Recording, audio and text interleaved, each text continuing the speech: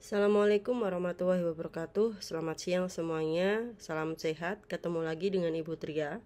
Kali ini kita akan membahas tentang anatomi, fisiologi, dan gangguan sistem muskuloskeletal. Teman-teman semua, seperti biasanya sebelum kita mulai pembelajaran hari ini, mari kita berdoa sesuai dengan keyakinan kepercayaan kita masing-masing. Berdoa mulai. Baik teman-teman. Di antara teman-teman, adakah yang tahu apa itu sistem muskuloskeletal? Saya yakin di antara teman-teman ada yang paham apa itu muskuloskeletal. Jadi nanti kita akan membahas muskulo artinya otot dan skeletal yang artinya tulang. Ada dua sistem yang akan kita bahas, yaitu otot dan tulang. Yang pertama kita akan bahas mengenai pengertian sistem muskuloskeletal. Sistem muskuloskeletal terdiri dari kata muskulo yang berarti otot dan kata skeletal yang berarti tulang. Muskulo atau muskular adalah jaringan otot-otot tubuh. Ilmu yang mempelajari tentang muskulo atau jaringan otot-otot tubuh adalah miologi. Skeletal atau osteo adalah tulang kerangka tubuh yang terdiri dari tulang dan sendi. Ilmu yang mempelajari tentang skeletal atau osteo tubuh adalah osteologi. Muskulus atau muscle otot merupakan organ tubuh yang mempunyai kemampuan mengubah energi kimia menjadi energi mekanik atau gerak sehingga dapat berkontraksi untuk menggerakkan rangka sebagai respon tubuh terhadap perubahan lingkungan. Otot disebut alat gerak aktif karena mampu berkontraksi sehingga mampu menggerakkan tulang. Semua sel-sel otot mempunyai kekhususan yaitu untuk berkontraksi. Otot membentuk 40-50% berat badan. Kira-kira sepertiganya merupakan protein tubuh dan setengahnya tempat terjadinya aktivitas metabolik saat tubuh istirahat. Terdapat lebih dari 600 buah otot pada tubuh manusia. Sebagian besar otot-otot tersebut dilekatkan pada tulang-tulang kerangka tubuh dan sebagian kecil ada yang melekat di bawah permukaan kulit. Gabungan otot berbentuk kumparan dan terdiri dari satu fasia adalah jaringan yang membungkus dan mengikat jaringan lunak, dan fungsi fasia yaitu mengelilingi otot, menyediakan tempat tambahan otot, dan memungkinkan struktur bergerak satu sama lain serta menyediakan tempat peredaran darah dan saraf.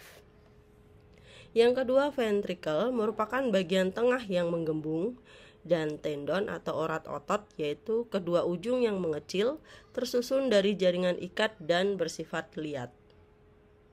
Berikutnya kita akan bahas mengenai sistem muskuler yang terdiri atas otot, tendon, dan ligamen. Fungsi dari sistem muskuler yang pertama yaitu pergerakan. Otot menghasilkan gerakan pada tulang tempat otot tersebut melekat dan bergerak dalam bagian organ internal tubuh. Yang kedua, penopang tubuh dan mempertahankan postur. Otot menopang rangka dan mempertahankan tubuh saat berada dalam posisi berdiri atau saat duduk terhadap gaya gravitasi. Yang ketiga, produksi panas. Kontraksi otot-otot secara metabolis menghasilkan panas untuk mempertahankan suhu tubuh normal. Berikutnya ciri-ciri sistem muskuler. Yang pertama, kontraktilitas. Serabut otot berkontraksi dan menegang yang dapat atau tidak melibatkan pemendekan otot. Yang kedua, eksitabilitas. Serabut otot akan merespon dengan kuat jika distimulasi oleh impuls saraf. Yang ketiga, ekstensibilitas. Serabut otot memiliki kemampuan untuk menegang melebihi panjang otot saat rileks. Dan yang keempat, elastisitas. Serabut otot dapat kembali ke ukuran semula setelah berkontraksi atau meregang. Berdasarkan gerakannya, otot dibedakan menjadi otot antagonis dan otot sinergis. Otot antagonis yaitu hubungan antar otot yang cara kerjanya bertolak belakang atau tidak searah, menimbulkan gerak berlawanan. Contohnya, ekstensor meluruskan dengan fleksor membengkokkan, misalnya otot bisep dan otot trisep. Yang kedua, depresor gerakan ke bawah dengan elevator gerakan ke atas. Misalnya gerak kepala menunduk dan menengadah. Yang kedua, otot sinergis, yaitu hubungan antar otot yang cara kerjanya saling mendukung atau bekerja sama, menimbulkan gerakan searah. Contohnya pronator teres dan pronator quadrus. Berikutnya, berdasarkan letaknya, otot dapat ditemukan di berbagai daerah bagian tubuh dengan nama-nama otot tertentu. Berikutnya, mekanisme kerja otot ada beberapa macam. Yang pertama, fleksor bengkok, lawannya adalah ekstentor atau meluruskan. Kemudian supinasi atau menengadah dan pronasi tertelungkup. Yang ketiga, depresor menurunkan dan levator menaikkan. Yang keempat, sinergis searah antagonis berlawanan. Yang kelima, dilatator melebarkan dan konstriktor menyempitkan. Dan yang keenam, aduktor mendekatkan dan abduktor menjauhkan. Berikutnya kita akan bahas mengenai teori kontraksi otot. Hansen dan Huxley tahun 1995 mengemukakan teori kontraksi otot yang disebut model sliding filaments. Model ini menyatakan bahwa kontraksi terjadi berdasarkan adanya dua set filamen di dalam sel otot kontraktil yang berupa filamen aktin dan miosin. Ketika otot berkontraksi, aktin dan miosin bertautan dan saling menggelincir satu sama lain, sehingga sarkomer pun juga memendek. Dalam otot terdapat zat yang sangat peka terhadap perangsang disebut asetilkolin. Otot yang terangsang menyebabkan asetilkolin terurai membentuk myogen yang merangsang pembentukan aktomiosin. Hal ini menyebabkan otot berkontraksi, sehingga otot yang melekat pada tulang bergerak. Saat berkontraksi, otot membutuhkan energi dan oksigen. Oksigen diberikan oleh darah, sedangkan energi diperoleh dari penguraian ATP, adenosin trifosfat, dan kreatin fosfat. ATP terurai menjadi ADP, adenosin difosfat dan energi. Selanjutnya ADP terurai menjadi AMP, adenosin monofosfat dan energi. Kemudian kreatin fosfat terurai menjadi kreatin plus fosfat plus energi. Energi-energi ini semua digunakan untuk kontraksi otot. Sistem muskular yang pertama yang akan kita bahas yaitu otot. Semua sel-sel otot mempunyai kekhususan yaitu untuk berkontraksi. Terdapat lebih dari 600 buah otot pada tubuh manusia. Sebagian besar otot-otot tersebut dilekatkan pada tulang-tulang kerangka tubuh oleh tendon, dan sebagian kecil ada yang melekat di bawah permukaan kulit. Sistem muskuler terdiri dari otot, tendon, dan ligamen. Jenis-jenis otot yaitu otot rangka, otot polos, dan otot jantung. Anda bisa melihat pada gambar 3, ini adalah penampang otot jantung, otot rangka, dan otot polos. Yang pertama, otot rangka. Otot rangka merupakan otot lurik, volunteer, dan melekat pada rangka. Karakteristik otot rangka adalah sebagai berikut. Yang pertama, serabut otot sangat panjang sampai 30 cm, berbentuk silindris dengan lebar berkisar antara 10 mikron sampai 100 mikron.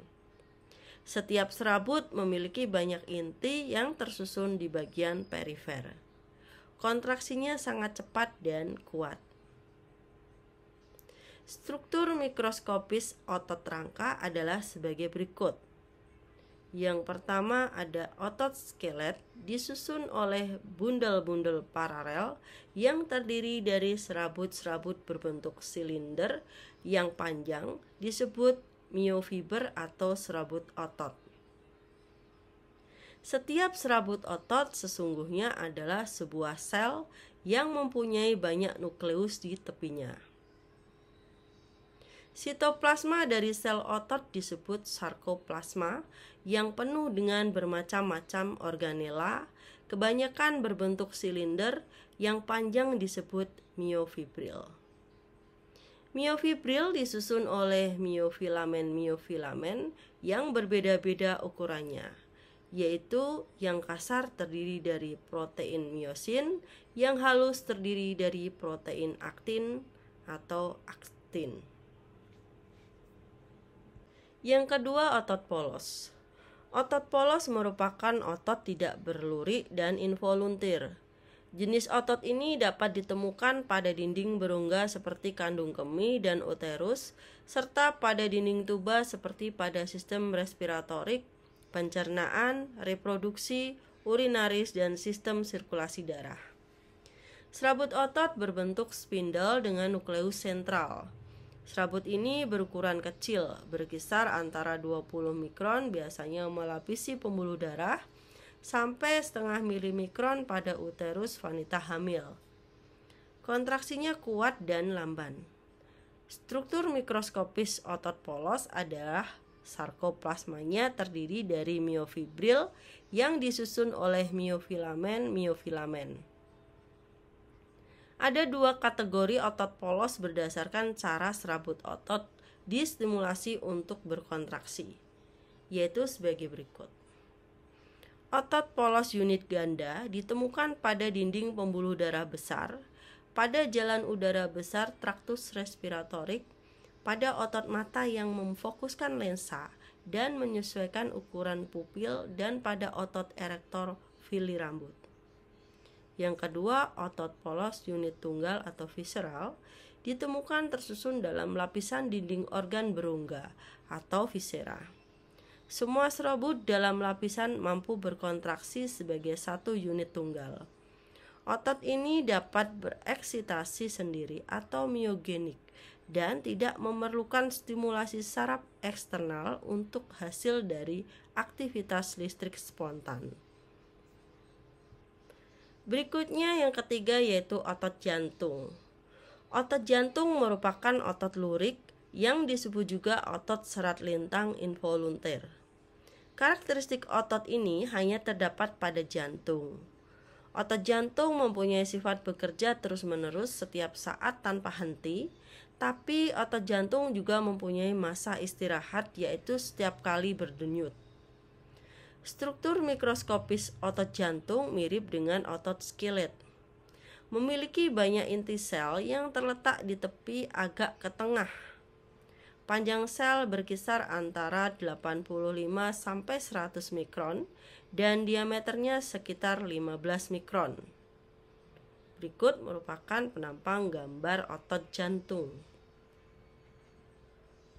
Sistem muskuler yang kedua yang akan kita bahas yaitu tendon. Tendon adalah tali atau urat daging yang kuat yang bersifat fleksibel yang terbuat dari fibros, protein, atau kolagen. Tendon berfungsi melekatkan tulang dengan otot atau otot dengan otot. Berdasarkan cara melekatnya pada tulang, tendon dibedakan menjadi yang pertama origo dan yang kedua inersio.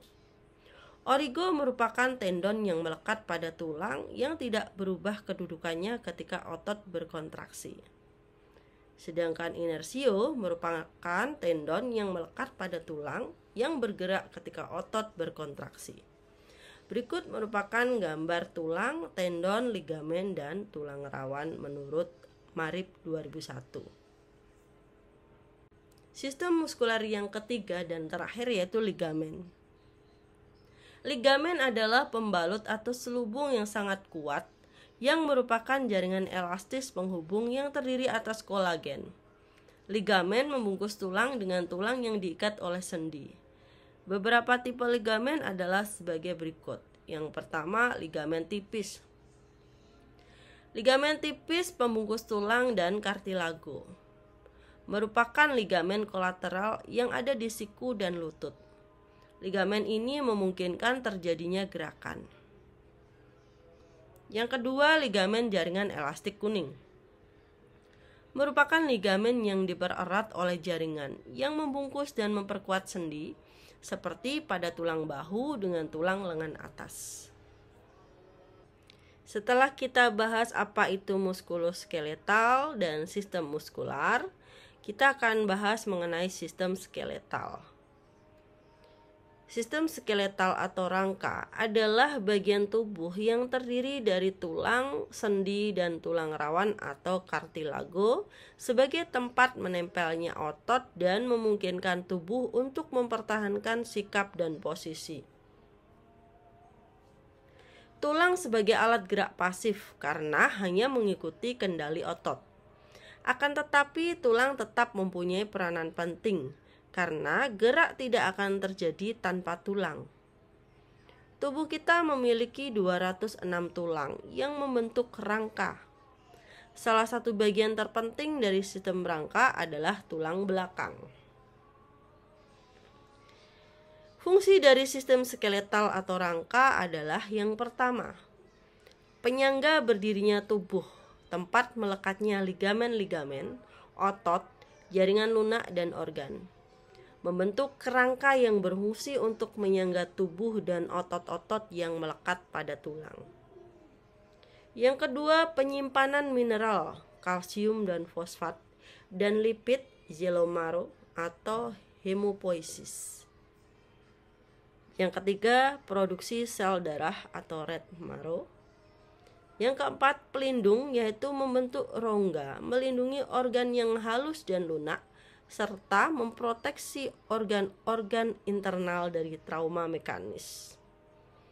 Yang kelima, penggerak, yaitu dapat mengubah arah dan kekuatan otot rangka saat bergerak karena adanya persendian. Berikutnya struktur tulang. Berdasarkan struktur tulang, tulang terdiri dari sel hidup yang tersebar di antara material tidak hidup atau matriks. Matrik tersusun atas osteoblas atau sel pembentuk tulang. Sedangkan osteoblas membuat dan mensekresi protein kolagen dan garam mineral. Jika pembentukan tulang baru dibutuhkan, osteoblas baru akan dibentuk. Jika tulang telah dibentuk, osteoblas akan berubah menjadi osteosit atau sel tulang dewasa.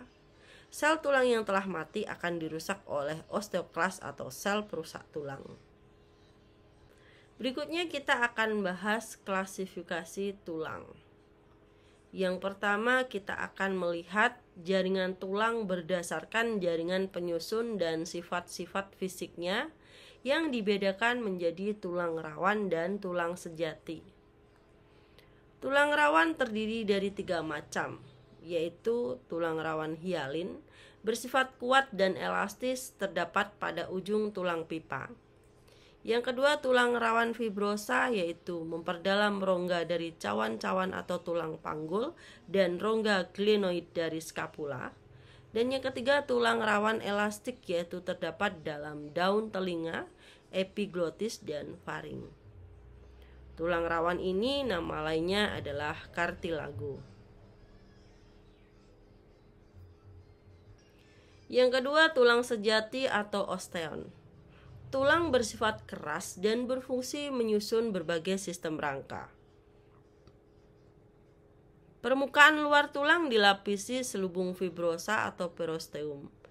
Lapis tipis jaringan ikat atau endosteum melapisi rongga sumsum dan meluas ke dalam kanalikuli tulang kompak. Secara mikroskopis, tulang terdiri dari beberapa komponen berikut ini. Yang pertama, sistem Havers atau saluran yang berisi serabut saraf, pembuluh darah, dan aliran limfe. Yang kedua, lamela, lempeng tulang yang tersusun konsentris. Dan yang ketiga, lakuna atau ruangan kecil yang terdapat di antara lempengan-lempengan yang mengandung sel tulang. Dan yang keempat, kanalikuli atau memancar di antara lakuna dan tempat difusi makanan sampai ke osteon. Berdasarkan matrik penyusunnya, tulang dibedakan menjadi tulang kompak dan tulang spongiosa. Tulang kompak memiliki ciri padat, halus, dan homogen. Pada bagian tengah terdapat medullary cavity yang mengandung yellow bone marrow. Tersusun atas unit osteon, yaitu Harvesian system. Pada pusat osteon mengandung saluran Harvesian canal, tempat pembuluh darah dan saraf yang dikelilingi oleh lapisan konsentrik atau lamela. Tulang kompak dan spongiosa dikelilingi oleh membran tipis yang disebut periostur. Membran ini mengandung bagian luar percabangan pembuluh darah yang masuk ke dalam tulang dan osteoblas. Selain tulang kompak, ada tulang spongiosa. Tulang ini tersusun atas honeycomb network yang disebut trabecula. Struktur tersebut menyebabkan tulang dapat menahan tekanan.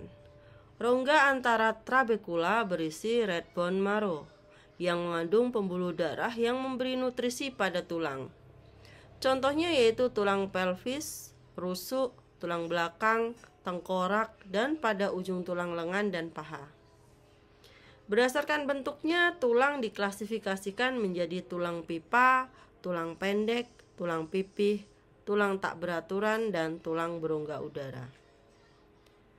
Yang pertama ada tulang pipa atau panjang atau ossa longa, yaitu tulang yang ukuran panjangnya terbesar. Contohnya yaitu os humerus dan os femur.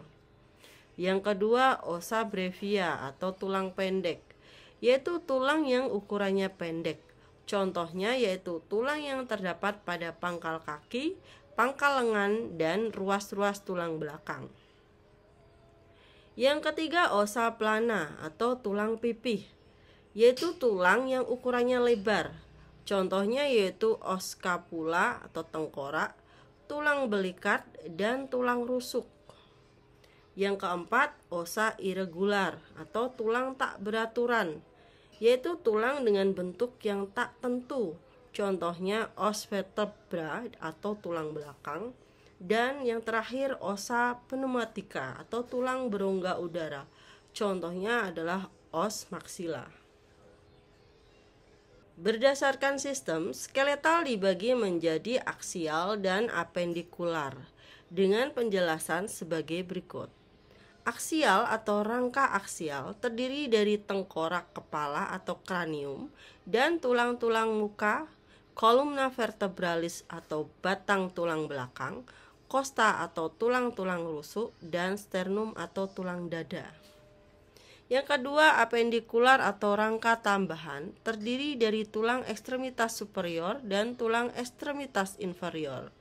Tulang ekstremitas superior terdiri dari korset pectoralis terdiri dari scapula atau tulang berbentuk segitiga dan clavikula tulang berbentuk lengkung. Yang kedua, lengan atas mulai dari bahu sampai ke siku. Yang ketiga, lengan bawah mulai dari siku sampai pergelangan tangan dan tangan. Kemudian tulang ekstremitas inferior terdiri dari korset pelvis, paha, tungkai bawah, dan kaki. Proses pembentukan tulang telah bermula sejak umur embrio 6-7 minggu dan berlangsung sampai dewasa. Pada rangka manusia, rangka yang pertama kali terbentuk adalah tulang rawan atau kartilago yang berasal dari jaringan mesenkim. Kemudian akan terbentuk osteoblas atau sel-sel pembentuk tulang. Osteoblas ini akan mengisi rongga-rongga tulang rawan.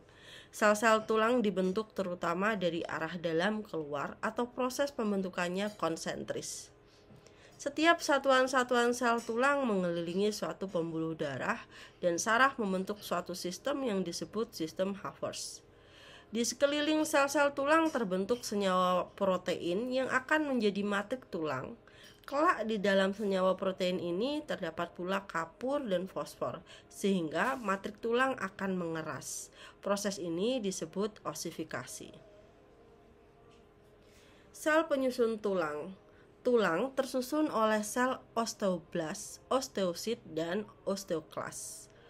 Osteoblas merupakan sel tulang muda yang menghasilkan jaringan osteosit dan mengsekresikan fosfatase dalam pengendapan kalsium dan fosfat ke dalam matrik tulang.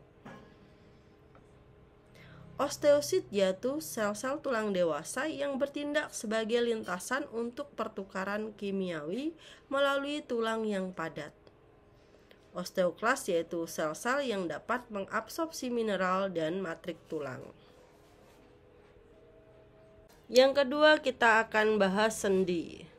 Hubungan antar tulang disebut artikulasi. Agar artikulasi dapat bergerak diperlukan struktur khusus yang disebut sendi. Dengan adanya sendi, membantu mempermudah gerakan. Sendi yang menyusun kerangka manusia terdapat di beberapa tempat. Terdapat 3 jenis hubungan antar tulang, yaitu sinartrosis, amfiartosis, dan diartosis. Sinartrosis atau sutur disebut juga dengan sendi mati, yaitu hubungan antara dua tulang yang tidak dapat digerakkan sama sekali. Strukturnya terdiri atas fibrosa. Artikulasi ini tidak memiliki celah sendi dan dihubungkan dengan jaringan serabut. Dijumpai pada hubungan tulang pada tulang-tulang tengkorak yang disebut sutur atau sutura. Yang kedua, amfiartosis, disebut juga dengan sendi kaku, yaitu hubungan antara dua tulang yang dapat digerakkan secara terbatas. Artikulasi ini dihubungkan dengan kartilagu. Dijumpai pada hubungan ruas-ruas tulang belakang, tulang rusuk dengan tulang belakang. Yang ketiga, diartosis disebut juga dengan sendi hidup, yaitu hubungan antara dua tulang yang dapat digerakkan secara leluasa atau tidak terbatas. Terdiri dari struktur sinovial. Untuk melindungi bagian ujung-ujung tulang sendi, di daerah persendian terdapat rongga yang berisi minyak sendi atau cairan sinovial yang berfungsi sebagai pelumas sendi. Contohnya yaitu sendi peluru atau tangan dengan bahu, sendi engsel siku, sendi putar kepala dan leher, dan sendi pelana jempol atau ibu jari. Diartosis dapat dibedakan menjadi: yang pertama, sendi engsel, yaitu hubungan antar tulang yang memungkinkan gerakan hanya satu arah saja. Dijumpai pada hubungan tulang os humerus dengan os ulna dan os radius atau sendi pada siku. Hubungan antar os femur dengan os tibia dan os fibula atau sendi pada lutut. Yang kedua, sendi putar, hubungan antar tulang yang memungkinkan salah satu tulang berputar terhadap tulang yang lain sebagai porosnya. Dijumpai pada hubungan antara os humerus dengan os ulna dan os radius, hubungan antara os atlas dengan os cranium. Yang ketiga, sendi pelana atau sendi selari, yaitu hubungan antar tulang yang memungkinkan gerakan ke segala arah atau gerakan bebas. Dijumpai pada hubungan os scapula dengan os humerus, hubungan antara os femur dengan os pelvis virilis. Yang keempat, sendi kondyloid atau elipsoid, yaitu hubungan antar tulang yang memungkinkan gerakan berporos dua dengan gerakan ke kiri dan ke kanan, gerakan maju dan mundur, gerakan muka atau depan dan belakang. Ujung tulang yang satu berbentuk oval dan masuk ke dalam suatu lekuk yang berbentuk elips. Dijumpai pada hubungan os radius dengan os carpal. Yang kelima, sendi peluru, yaitu hubungan antar tulang yang memungkinkan gerakan ke segala arah atau gerakan bebas. Dijumpai pada hubungan os scapula dengan os humerus, hubungan antara os femur dengan os pelvis virilis.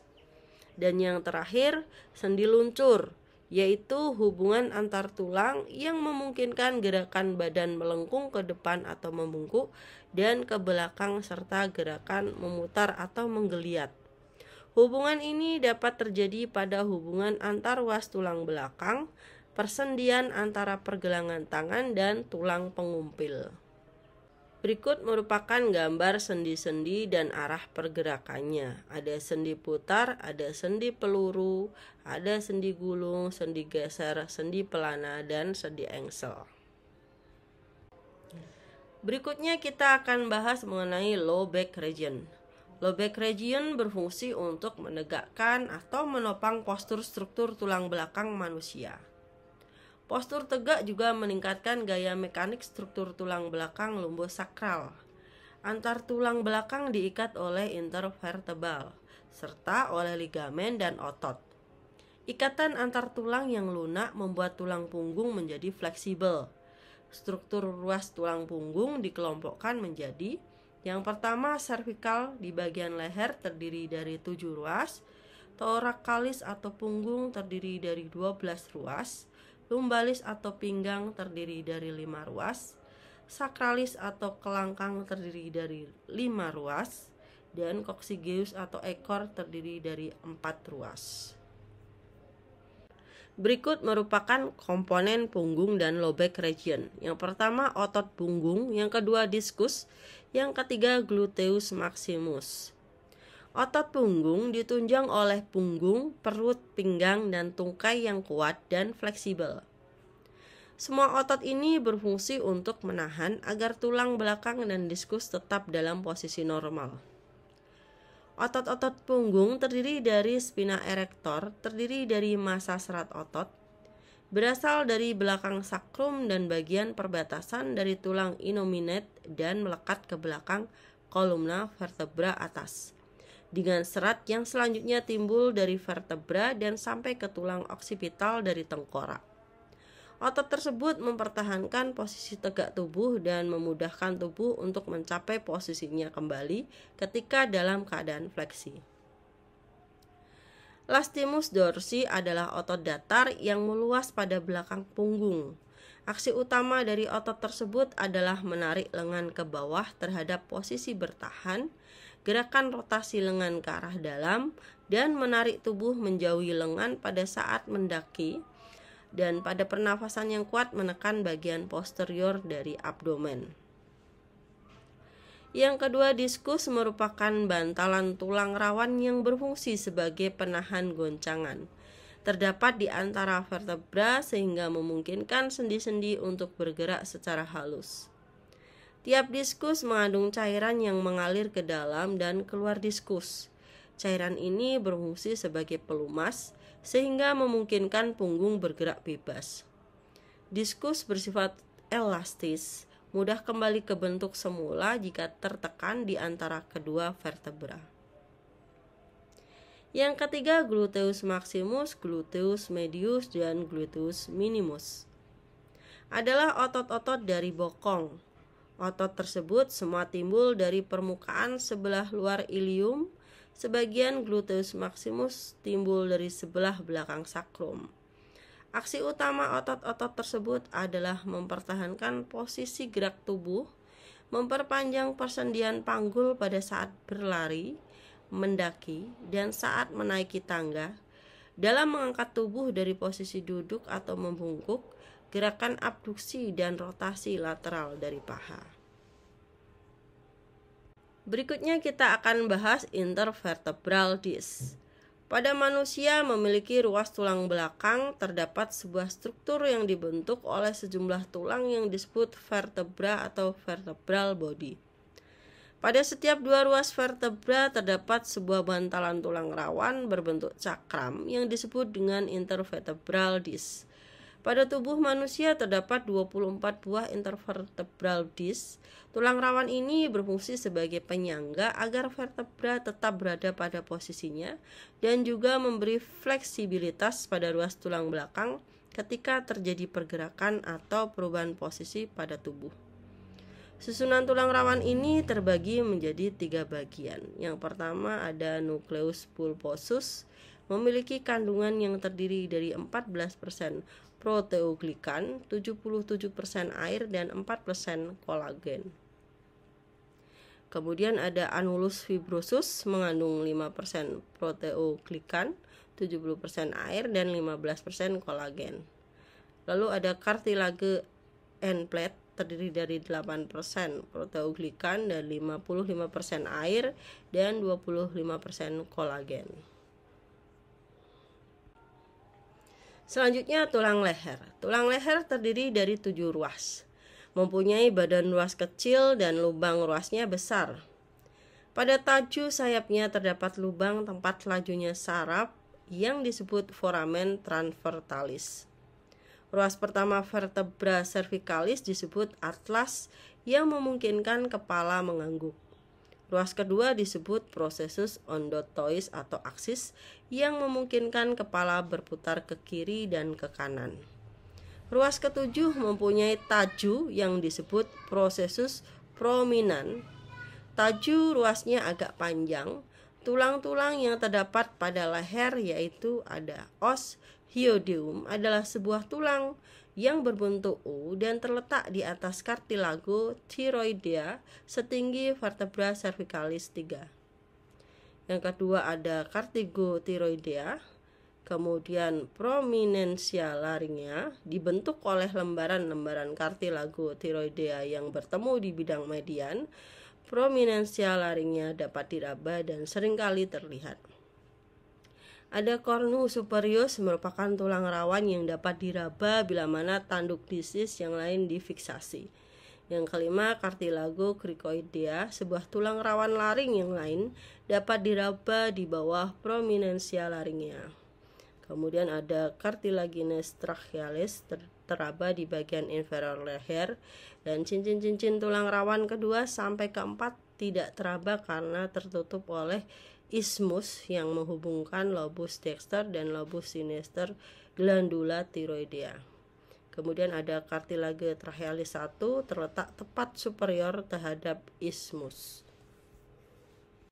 Otot bagian leher dibagi menjadi 3 bagian, yaitu musculus platysma, musculus sternocleidomastoideus, dan musculus longissimus capitis. Yang pertama, musculus platysma, terdapat di bawah kulit dan wajah. Otot ini menuju ke tulang selangka dan iga kedua.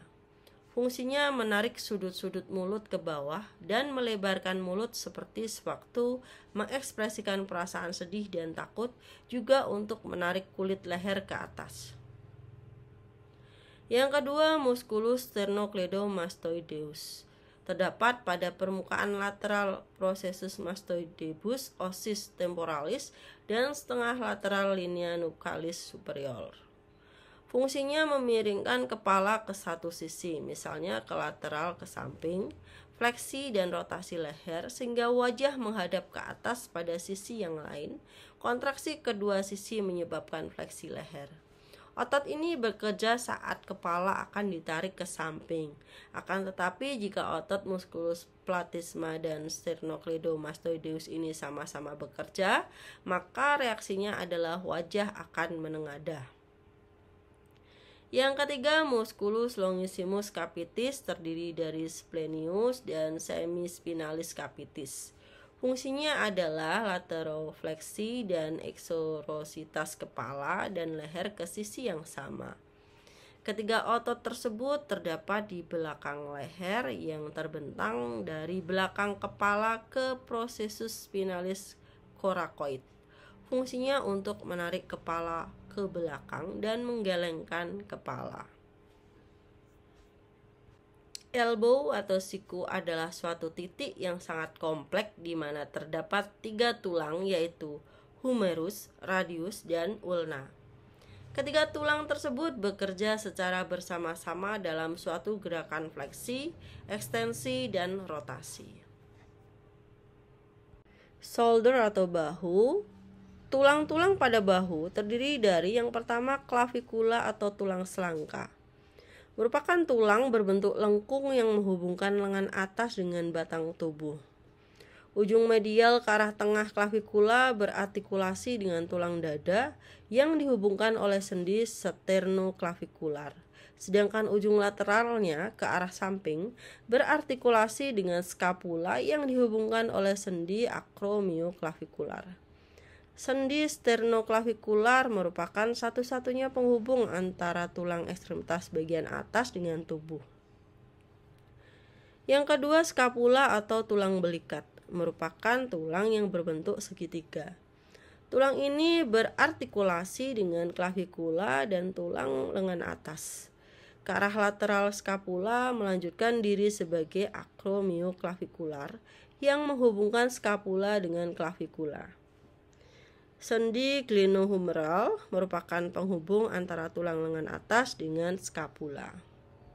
Otot bahu hanya meliputi sebuah sendi saja dan membungkus tulang pangkal, lengan, dan scapula.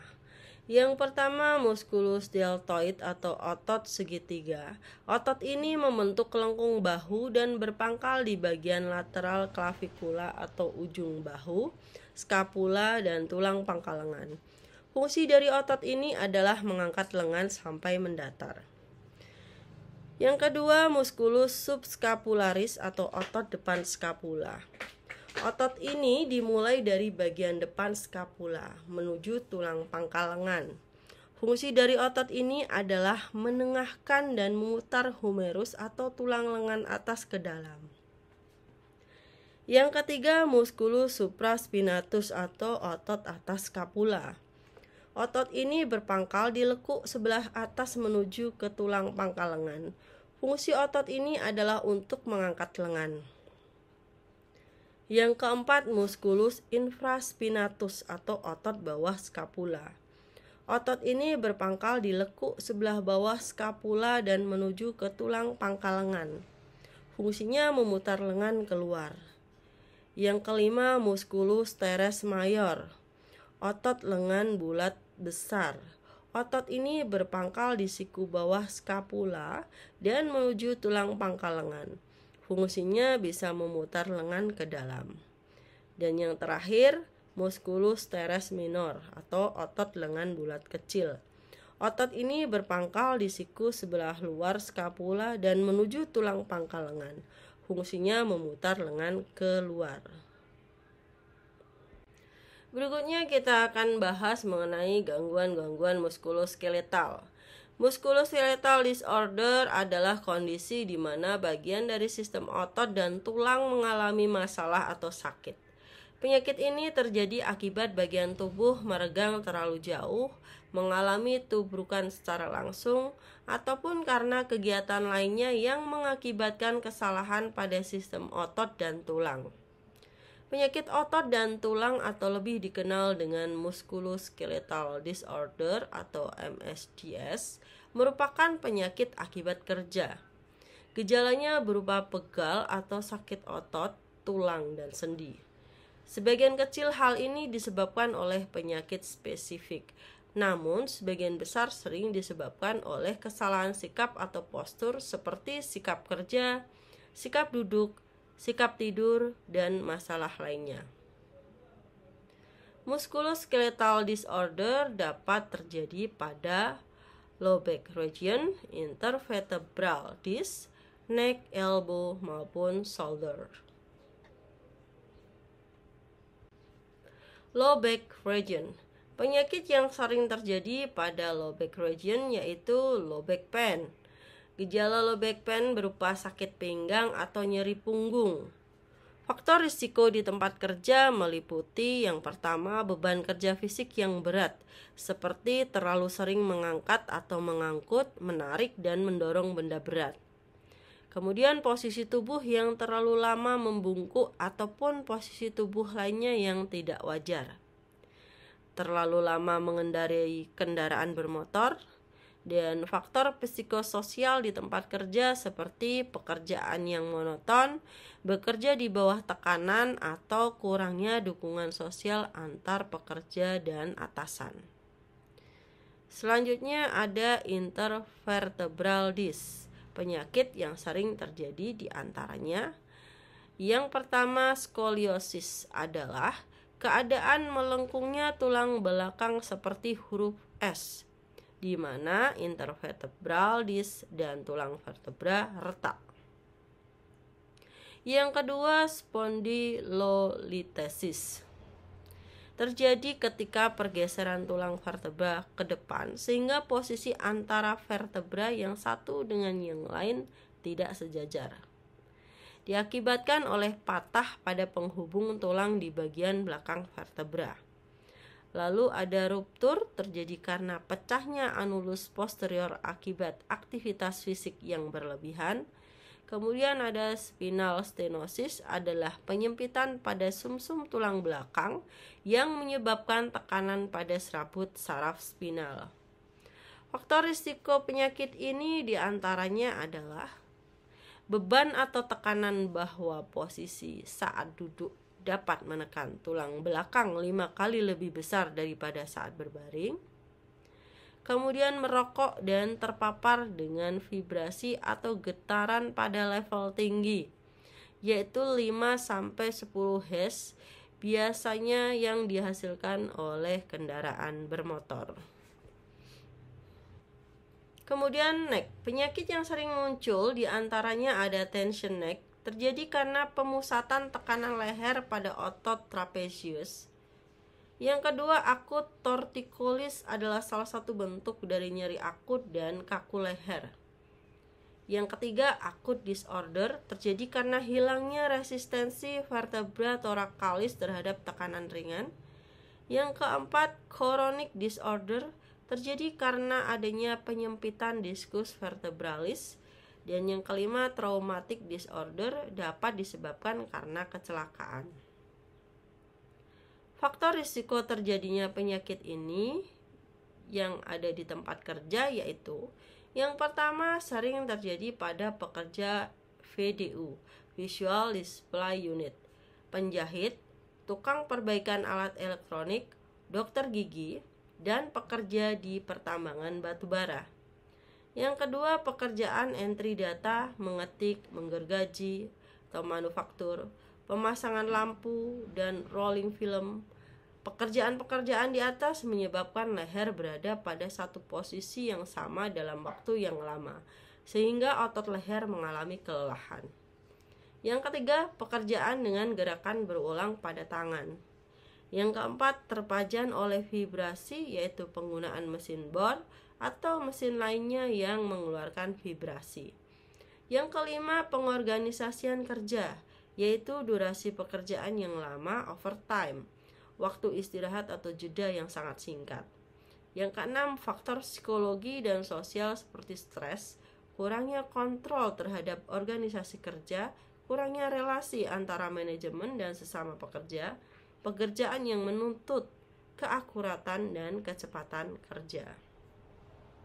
Berikutnya elbow atau siku, penyakit yang sering terjadi yaitu epikondilitis adalah kondisi yang sangat menyakitkan di mana otot yang menggerakkan tangan dan jari bertemu dengan tulang. Yang kedua, olecranon bursitis merupakan peradangan yang terjadi di olecranon bursa atau kantong cairan di bagian dorsal siku karena trauma berulang kali dan infeksi. Yang ketiga, osteoartrosis yaitu kerusakan kartilago di siku, jarang terjadi pada orang usia 60 tahun ke bawah. Faktor risiko penyakit ini yaitu pekerjaan yang menggunakan pergelangan tangan dan jari secara berulang dan penuh tenaga atau hand intensive task. Yang kedua, penggunaan peralatan tangan atau pekerjaan manual yang berat secara intensif, misalnya di pertambangan dan konstruksi. Yang ketiga, karena vibrasi, dan yang keempat karena trauma atau kecelakaan. Selanjutnya, shoulder atau bahu. Penyakit yang sering terjadi di tempat kerja yaitu yang pertama, rotator cuff disorder atau bicep tendinitis, di mana terjadi peradangan pada tendon dan membran sinovial. Yang kedua, shoulder joint and acromioclavicular joint osteoarthritis adalah penurunan komponen kartilago dan tulang pada penghubung dan intervertebral disc. Faktor risiko penyakit ini yaitu: yang pertama, pekerjaan yang sering mengangkat atau menaikkan tangan dengan durasi yang panjang, misalnya pada industri otomotif. Yang kedua, menggerakkan pergelangan tangan dan jari secara berulang dan sepenuh tenaga, misalnya pada penjahit. Yang ketiga, mengangkat benda berat dan menggunakan peralatan yang berat disertai vibrasi pada lengan, misalnya pada pekerja konstruksi. Yang keempat, melakukan gerakan fleksi dan abduksi secara berulang, misalnya pada pelukis, tukang kayu, dan atlet. Berikut ini juga disajikan beberapa penyakit lain yang berhubungan dengan muskuloskeletal. Yang pertama ada primary fibromyalgia. Penyebab penyakit ini tidak diketahui, ditandai dengan rasa lelah yang menyerang pada pagi hari, dengan gejalanya yaitu lemas, kaku, dan bengkak pada jari. Yang kedua, rheumatoid arthritis. Penyakit rematik yang juga bisa menyerang tulang dan persendian. Kebanyakan terjadi pada wanita umur 30-50 tahun. Penyebabnya tidak diketahui, dengan gejala yaitu bengkak pada sendi-sendi jari, kelemahan pada kaki, dan demam rendah.